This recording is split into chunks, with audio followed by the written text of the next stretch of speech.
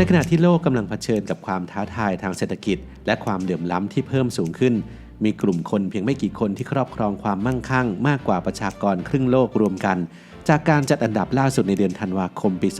2024 โดยนิตยสาร Forbes พบว่า10 อันดับมหาเศรษฐีที่รวยที่สุดในโลกนั้นมีทรัพย์สินรวมกันสูงถึง 1.81 ล้านดอลลาร์สหรัฐเพิ่มขึ้น 106,000 ล้านดอลลาร์จากเดือนก่อนหน้าโดยส่วนใหญ่นั้นมาจากความสำเร็จในธุรกิจเทคโนโลยีและที่น่าสนใจคือ8ใน10ของบุคคลเหล่านี้เป็นชาวอเมริกันซึ่งสะท้อนให้เห็นถึงอิทธิพลของซิลิคอนวัลเลย์ต่อเศรษฐกิจโลกนั่นเองครับมาดูกันครับว่า10อันดับมหาเศรษฐีผู้ทรงอิทธิพลที่สุดในโลกในปี 2024 นั้นจะมีใครบ้างจากอันดับที่10ไล่ไปหาอันดับที่1ที่รวยที่สุดกันครับ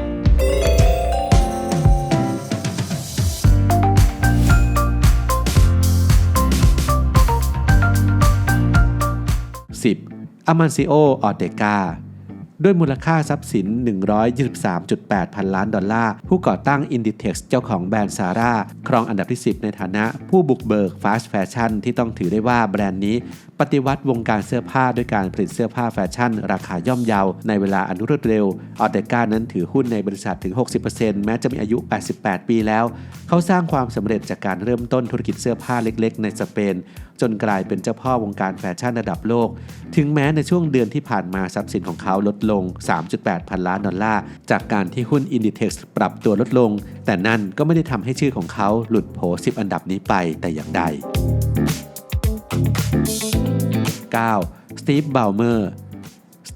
อร์เป็นอดีต CEO Microsoft คนที่ 30 ผู้เข้าร่วมบริษัทตั้งแต่ยุคเริ่มต้นปัจจุบันเขามีทรัพย์สิน 124.8 พันล้านดอลลาร์เพิ่มขึ้น 3.9 พันล้านดอลลาร์ในเดือนพฤศจิกายนจากการที่หุ้น Microsoft ปรับตัวเพิ่มขึ้น 4%เขาเป็นที่รู้จักจากบุคลิกที่เต็มไปด้วยพลังและการบริหารงานที่เด็ดขาดซึ่งนอกจากความสำเร็จในวงการเทคโนโลยีเขายังเป็นเจ้าของทีมบาสเกตบอล LA Clippers ที่มีมูลค่า 5.5 พันล้านดอลลาร์โดยล่าสุดนั้นได้เปิดสนาม Intuit Dome แห่งใหม่ในเดือนสิงหาคมปี 2024 8. เซอร์เกย์ บรินผู้ร่วมก่อตั้ง Google มีทรัพย์สิน 134.3 พันล้านดอลลาร์ลดลง 1.6 พันล้านดอลลาร์ในเดือนที่ผ่านมาเขาเป็นที่รู้จักจากความสามารถล้วนๆครับและมีความเชี่ยวชาญด้านคณิตศาสตร์และการเขียนโปรแกรมจนล่าสุดนั้นแม้จะอยู่ในช่วงกึ่งเกษียณแต่เขาก็ยังมีบทบาทสำคัญในการพัฒนา Gemini แชทบอทปัญญาประดิษฐ์ตัวใหม่ของ Google และถูกระบุว่าเป็นผู้มีส่วนร่วมหลักในการพัฒนานอกจากนี้เขายังเป็นผู้บริจาครายใหญ่ที่สุดในการวิจัยโรคพาร์กินสันด้วยเงินบริจาคกว่า 1.25 พันล้านดอลลาร์ซึ่งแรงบันดาลใจมาจากการที่มารดาของเขาป่วยเป็นโรคนี้ 7. แลรี่ เพจอีกหนึ่งผู้ร่วมก่อตั้ง Google แลรี่ เพจมีทรัพย์สิน 140.4 พันล้านดอลลาร์ลดลง 1.7 พันล้านดอลลาร์แม้จะเผชิญกับความท้าทายจากคดีต่อต้านการผูกขาดของกระทรวงยุติธรรมสหรัฐที่เรียกร้องให้ Google ขายเบราว์เซอร์ Chrome แต่เขาก็ยังคงเป็นผู้ถือหุ้นใหญ่และกรรมการของ Alphabet บริษัทแม่ของ Googleเช่นเดียวกับเซอร์เกรบินเพจเป็นที่รู้จักจากวิสัยทัศน์ในการสร้างนวัตกรรมและความมุ่งมั่นในการพัฒนาเทคโนโลยีที่จะเปลี่ยนแปลงโลกนอกจากนี้เขายังเป็นนักลงทุนในบริษัท Planetary Resources ซึ่งมีเป้าหมายในการทำเหมืองบนดาวเคราะห์น้อยด้วยครับ 6. วอร์เรน บัฟเฟตต์มีฉายาว่าเป็นราชาแห่งการลงทุนปัจจุบันเขามีอายุ 94 ปีมีทรัพย์สิน 150.6 พันล้านดอลลาร์เพิ่มขึ้น 8.6 พันล้านดอลลาร์ในเดือนพฤศจิกายนแม้จะบริจาคเงิน 1.1 พันล้านดอลลาร์ให้กับมูลนิธิของลูกๆแต่ทรัพย์สินก็ยังเยอะอยู่ดีครับโดยเขาก็เป็นที่รู้จักจากวิสัยทัศน์การลงทุนระยะยาวและการใช้ชีวิตอย่างเรียบง่ายอาศัยอยู่ในบ้านหลังเดิมที่โอมาฮาตั้งแต่ปี 1958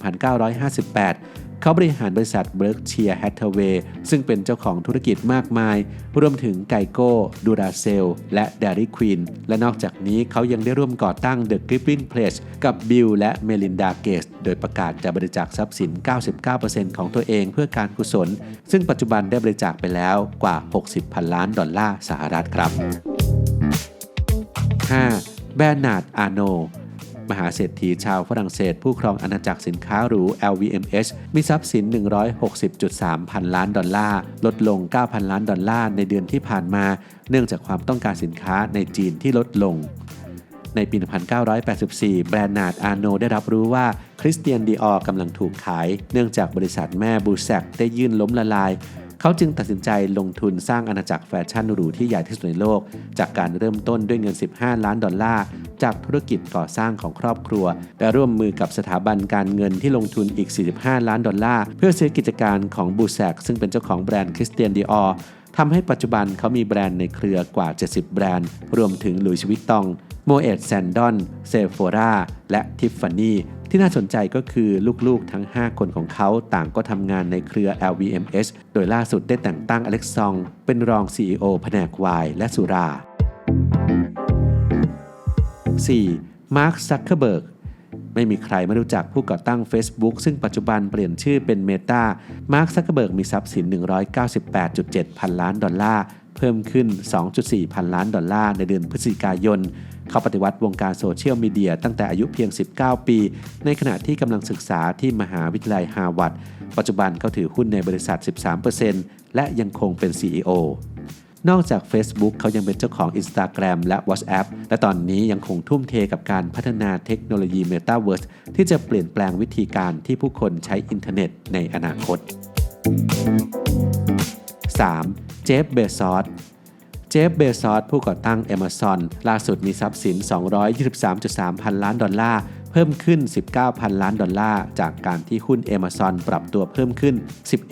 11%จากการเริ่มต้นเป็นร้านขายหนังสือออนไลน์ในโรงรถสู่การเป็นยักษ์ใหญ่อีคอมเมิร์ซระดับโลกปัจจุบันแม้เจฟ เบซอสจะไม่ได้เป็น CEO แล้วแต่ยังคงเป็นประธานบริษัทและถือหุ้นประมาณ 10%นอกจากนี้เขายังเป็นเจ้าของหนังสือพิมพ์ Washington Post และบริษัท Blue Origin ที่มุ่งพัฒนาการท่องเที่ยวอวกาศเชิงพาณิชย์โดยตัวเขาเองได้เดินทางสู่อวกาศในปี 2021 ที่ผ่านมา 2. แลรี่ เอลิสันเป็นผู้ร่วมก่อตั้งบริษัท Oracle มีทรัพย์สิน$226.9 พันล้านเพิ่มขึ้น$22.1 พันล้านในเดือนที่ผ่านมาเขาสร้างความสำเร็จจากการพัฒนาซอฟต์แวร์สำหรับองค์กรและเป็นที่รู้จักจากวิสัยทัศน์ทางธุรกิจที่แหลมคมปัจจุบันดำรงตำแหน่งประธานและประธานเจ้าหน้าที่ฝ่ายเทคโนโลยีบริษัทของเขาเติบโตผ่านการเข้าซื้อกิจการขนาดใหญ่รวมถึง Sun Microsystem ในปี 2010 มูลค่า$7.4 พันล้าน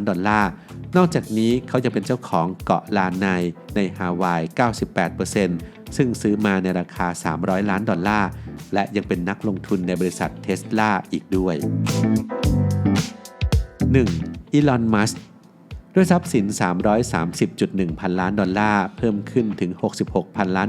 ในเดือนพฤศจิกายนอีลอน มัสก์ไม่เพียงแต่เป็นผู้บริหาร Tesla และ SpaceX แต่ยังเป็นผู้ที่มีวิสัยทัศน์ในการเปลี่ยนแปลงโลกด้วยโดยเขาเป็นผู้นำในการพัฒนายานยนต์ไฟฟ้าการสำรวจอวกาศและล่าสุดกับบริษัทปัญญาประดิษฐ์ xAI ที่มีมูลค่า$50 พันล้านโดยเขาถือหุ้น 54%และนอกจากนี้ก็ยังเป็นประธานและหัวหน้าฝ่ายเทคโนโลยีของ X อดีต Twitter เขาได้รับการแต่งตั้งจากโดนัลด์ทรัมป์ให้เป็นหัวหน้าร่วมของ Department of Government Efficiency กรมประสิทธิภาพของรัฐบาลซึ่งมีหน้าที่ให้คำแนะนำในการรื้อถอนระบบราชการตัดกฎระเบียบที่เกินความจำเป็นลดค่าใช้จ่ายที่สิ้นเปลืองและปรับโครงสร้างหน่วยงานรัฐบาลกลางทั้งนี้อีลอน มัสก์ได้บริจาคเงินกว่า$100 ล้านเพื่อสนับสนุนทรัมป์ในการเลือกตั้งประธานาธิบดีเมื่อวันที่ 5 พฤศจิกายนที่ผ่านมาและทั้งหมดก็คือการจัดอันดับของมหาเศรษฐีที่ร่ำรวยที่สุดในโลกซึ่งน่าจะแสดงให้เห็นถึงพลวัตของความมั่งคั่งในโลกยุคดิจิทัลที่ความร่ำรวยนั้นไม่ได้ถูกจำกัดอยู่แค่อุตสาหกรรมดั้งเดิมแต่ยังรวมไปถึงนวัตกรรมและเทคโนโลยีที่กำลังเปลี่ยนแปลงวิถีชีวิตของผู้คนทั่วโลกด้วยนั่นเองครับ